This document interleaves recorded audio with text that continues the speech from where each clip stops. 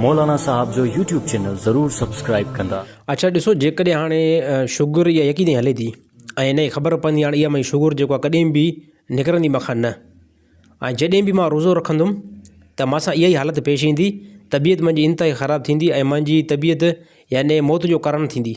त उन सूरत में शरीयत फ़िदीअ जो हुकुम ॾिनो आहे त फ़ी रोज़े जो जेको आहे फ़िदियो ॾियो। पोइ फ़िदीअ जे अंदरि मुख़्तलिफ़ शयूं आहिनि, यानी 2.25 किलो कणिक या उनजी रक़म हिकिड़े रोज़े ई अदा कंदो।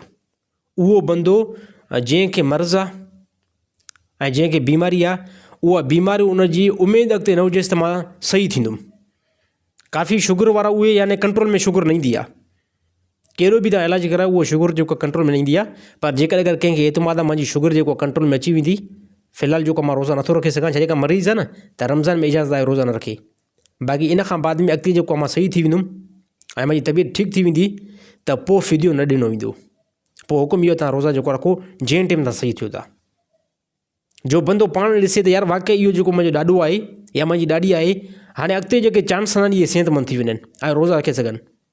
त बाक़ी अहिड़ा घणा बि हिन टाइम असां जेको ज़ईफ़ ॾिठा आहिनि जेके 80 साल 85 साल 90 साल जे क़रीब आहिनि, पोइ बि 3 रोज़ा रखनि था।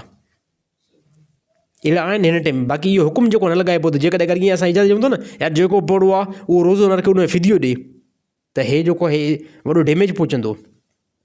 हे माण्हुनि जे जेको न ग़लति माण्हू गाइड थींदा। सभिनी खे हुकुम न आहे ॿुधाइणो, रोज़ा रखणा आहिनि, पहिरियों त हुनखे ॿुधाइणो आहे त रोज़ा तूं रखंदे, ऐं जेकॾहिं उहो ॻाल्हि थो करे त न मुंहिंजी तबियत घणी ख़राबु आहे त हुनखे पोइ बि तरकीब ॾी, ॾिसो रोज़ो तूं रख त सही न। ॾिसो रखण खां बाद में इहा त ख़बर पई सघे थी न त यार हाणे ॾिसो रोज़ो रखे, ॾिसो ॾींहं में हिनजी हालति छा थी थिए।